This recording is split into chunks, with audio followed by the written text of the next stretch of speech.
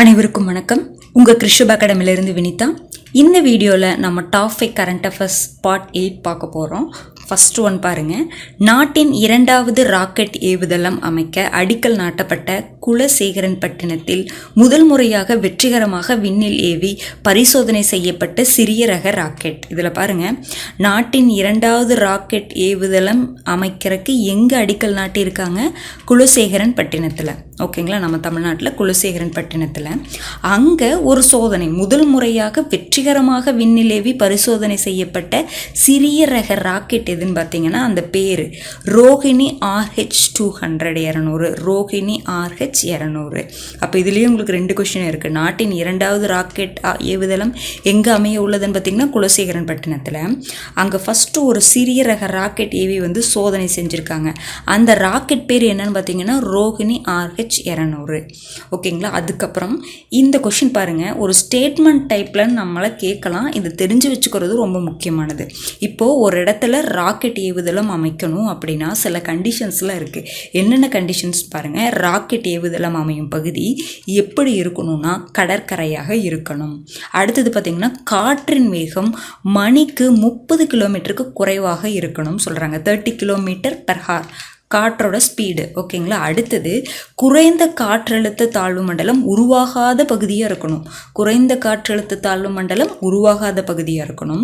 அடுத்தது பாருங்கள், மின்னல் மற்றும் மழையின் தாக்கம் குறைவாக இருக்கணும். அடுத்தது நிலையான காலநிலை இருக்கணும். நல்ல வெளிச்சம் இருக்கணும். குறைந்த மேகமூட்டம் இருக்கணும். அப்போ கடற்கரையாக இருக்கணும். காற்றின் வேகம் 30 கிலோமீட்டருக்கு குறைவாக இருக்கணும். குறைந்த காற்றழுத்த, அதாவது மணிக்கு 30 கிலோமீட்டருக்கு குறைவாக இருக்கணும். குறைந்த காற்றழுத்த தாழ்வு மண்டலம் உருவாகாத பகுதியாக இருக்கணும். மின்னல் மற்றும் மழையின் தாக்கம் குறைவாக உள்ள பகுதியாக இருக்கணும். நிலையான காலநிலை, நல்ல வெளிச்சம், குறைந்த மேகமூட்டம் உள்ள பகுதியாக இருக்கணும். ஓகேங்களா. அடுத்தது பட்ஜெட்டில் அறிவிக்கப்பட்ட ஒரு 2 திட்டம் பார்ப்போம் பாருங்கள். தமிழக நிதிநிலை அறிக்கையில் தெரிவிக்கப்பட்டுள்ள அரசு பள்ளிகளில் 6 முதல் 12ஆம் வகுப்பு வரை படித்து உயர்கல்வியில் சேரும் 3 லட்சம் கல்லூரி மாணவர்களுக்கு ரூபாய் 1000 வழங்கும் திட்டம். அதாவது ஸ்கூலில், அதாவது கவர்மெண்ட் ஸ்கூலில் 6லேருந்து 12ஆம் வகுப்பு வரை படிச்சுட்டு உயர்கல்வியில் சேரக்கூடிய மாணவிகளுக்கு 1000 கொடுத்துட்ருக்காங்க. அது எந்த திட்டம்ங்க? புதுமை பெண் திட்டம். அதே மாதிரி இது மாணவர்களுக்கானது. கவர்மெண்ட் ஸ்கூலில் 6 to 12 வரைக்கும் படிச்சுட்டு உயர்கல்வியில் சேரக்கூடிய 3 லட்சம் கல்லூரி மாணவர்களுக்கு 1000 மாதம் 1000 வழங்கக்கூடிய திட்டம் எதுன்னு பார்த்தீங்கன்னா தமிழ் புதல்வன் திட்டம். அப்போ புதுமை பெண் திட்டம் பெண்களுக்கு, சரிங்களா, மாணவிகளுக்கு. தமிழ் புதல்வன் திட்டம் பார்த்தீங்கன்னா மாணவர்களுக்கு. ஓகேங்களா. அடுத்தது பாருங்கள், தமிழக பட்ஜெட்டில் குறிப்பிடப்பட்டுள்ள 2030ஆம் ஆண்டுக்குள் கிராமப்புற பகுதிகளில் 8 லட்சம் கான்கிரீட் வீடுகள் கட்டித்தரப்பட உள்ள திட்டம். அதாவது வீடு கட்டித்தரக்கூடிய ஒரு திட்டம் பார்த்திங்கன்னா, அதாவது என்ன ஒரு அவங்களோட டார்கெட்னு பார்த்திங்கன்னா 2030க்குள்ள கிராமப்புற பகுதிகளில் எத்தனை பார்த்திங்கன்னா 8 லட்சம் கான்கிரீட் வீடுகள் கட்டித்தரக்கூடிய ஒரு திட்டம் தான் பார்த்திங்கன்னா கலைஞரின் கனவு இல்லம் திட்டம். அந்த திட்டத்துடைய பேர்லாம் இருக்குன்னு பார்த்திங்களா, அதெல்லாம் நல்லாவே ரீட் பண்ணிக்கோங்க. ஒரு வேர்டுமே அதில் ரொம்ப முக்கியமான, சரிங்களா. கலைஞரின் கனவு இல்லம் திட்டம் 8 லட்சம் கான்கிரீட் வீடுகள் எத்தனை வருஷத்துக்குள்ள? 2030ஆம் ஆண்டுக்குள். ஓகேங்களா. இதில் என்ன பண்ணுறாங்கன்னா முதல் கட்டமாக வரும் நிதியாண்டில், இந்த நிதியாண்டில் பார்த்திங்கன்னா தலா ரூபாய் 3 லட்சம் செலவில் 1 லட்சம் புதிய வீடுகள் உருவாக்கப்பட்டுள்ளது. இப்போ பார்த்தீங்கன்னா 8 லட்சம் வீடுகள் தான் டார்கெட்டு.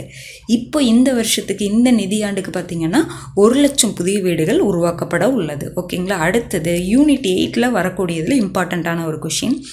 எங்கு 1000 ஆண்டுகள் பழமையான மகாவீரர் சிற்பம் கண்டெடுக்கப்பட்டுள்ளது? எங்கேன்னு பார்த்தீங்கன்னா விருதுநகரில் திருச்சுழி மணவராயனேந்தல், சரிங்களா. அப்போ 1000 ஆண்டுகள் பழமையான மகாவீரர் சிற்பம் எங்கே கண்டுபிடிக்கப்பட்டிருக்குன்னு பார்த்தீங்கன்னா விருதுநகரில். மகாவீரர் யாருங்க? 24வது தீர்த்தங்கரர். இதெல்லாம் நம்ம ஹிஸ்ட்ரியில் படிப்போம் இல்லைங்களா, பார்த்துக்கோங்க. அப்போ நம்ம கரண்ட் அஃபேர்ஸ் படிக்கும் பொழுதும் நம்ம சப்ஜெக்டையும் படிச்சுட்டு வரோம். அதனால் தயவு செஞ்சு கரண்ட் அஃபேர்ஸை ஒமிட் பண்ணாதீங்க.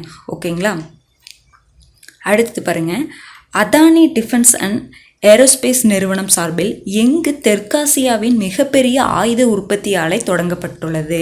அப்போ எங்கு தெற்காசியாவின் மிகப்பெரிய ஆயுத உற்பத்தி ஆலை தொடங்கப்பட்டுள்ளதுன்னு பார்த்தீங்கன்னா உத்தரப்பிரதேசத்தில் கான்பூர் அப்படிங்கிற பகுதியில். சரிங்களா, அங்கு ஏவுகணை மற்றும் வெடிமருந்து உற்பத்தி ஆலைகள் அமைக்கப்பட்டுள்ளன. ஓகேங்களா, அப்போ உத்தரப்பிரதேசில் தெற்காசியாவின் மிகப்பெரிய ஆயுத உற்பத்தி ஆலை. ஓகேங்களா, இப்போ அந்த 5 இன்ஃபர்மேஷனையும் ஒரு டைம் பார்த்துக்கலாங்களா? பாருங்கள். ஃபஸ்ட்டு ஒன் பாருங்கள், நாட்டின் 2வது ராக்கெட் ஏவுதளம் எங்கெங்கே அமைக்க போகிறாங்க? குலசேகரன் பட்டினத்தில். அங்கே ஒரு சிறிய ரக ராக்கெட் ஏவி சோதனை பண்ணியிருக்காங்க. அந்த ராக்கெட் பேர் ரோகிணி RH-200. அதுக்கப்புறம் ராக்கெட் ஏவுதளம் அமையும் பகுதி எப்படி இருக்கணும் அப்படின்னு சொல்லக்கூடிய இந்த 5 பாயிண்ட்டை நல்லா பார்த்து வச்சுக்கோங்க. அடுத்தது தமிழ் புதல்வன் திட்டம். 6 முதல் 12ஆம் வகுப்பு வரை படித்து உயர்கல்வியில் சேரக்கூடிய 3 லட்சம் கல்லூரி மாணவர்களுக்கு 1000 வழங்கும் திட்டம். அடுத்தது 8 லட்சம் கான்கிரீட் வீடுகள் கட்டித்தரப்பட உள்ள திட்டம் கலைஞரின் கனவு இல்லம் திட்டம்.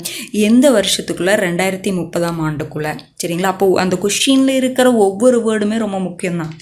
எப்படி கலைஞரின் கனவு இல்லம் திட்டம் அதனுடைய நோக்கம் என்னன்னு கேட்கலாம். சரிங்களா, அப்போ அதனுடைய நோக்கம்னா வீடு கட்டி கொடுக்கக்கூடிய ஒரு திட்டம் தான். எந்த வருஷத்துக்குள்ளே அந்த டார்கெட்டெல்லாம் இருக்கும் பார்த்தீங்களா, அதுக்கெல்லாம் இம்பார்ட்டன்ஸ் கொடுத்து பார்க்கணும். ஓகேங்களா. அடுத்தது மகாவீரர் சிற்பம் எங்கு கண்டெடுக்கப்பட்டுள்ளதுன்னு பார்த்தீங்கன்னா விருதுநகரில். இதுக்கு முன்னாடி ஒரு 2 பார்த்தோம், ஞாபகம் இருக்குங்களா? பழனியில் 14ஆம் நூற்றாண்டை சேர்ந்த செப்பேடு கண்டெடுக்கப்பட்டுள்ளதுன்னு பார்த்தோம். இன்னொன்று திருப்பத்தூரில் 3500 ஆண்டு கால பழமையான வெண்மை நிற பாறை ஓவியங்கள் கண்டறியப்பட்டதுன்னு பார்த்தோம். ஞாபகம் இருக்குங்களா? அப்போ 3 பார்த்துட்டோம் இதே மாதிரியே. சரிங்களா, பார்த்துக்கோங்க. மகாவீரர் சிற்பம் 1000 ஆண்டுகள் பழமையான மகாவீரர் சிற்பம் விருதுநகரில் கண்டெடுக்கப்பட்டது. அடுத்தது தெற்காசியாவின் மிகப்பெரிய ஆயுத உற்பத்தி ஆலை எங்கு தொடங்கப்பட்டுள்ளதுன்னு பார்த்தீங்கன்னா உத்தரப்பிரதேசில். ஓகேங்களா, இந்த பாட்டுக்கான கரண்ட் அஃபேர்ஸ் அவ்வளோதாங்க. அடுத்த வீடியோவில் சந்திக்கலாம். நன்றி.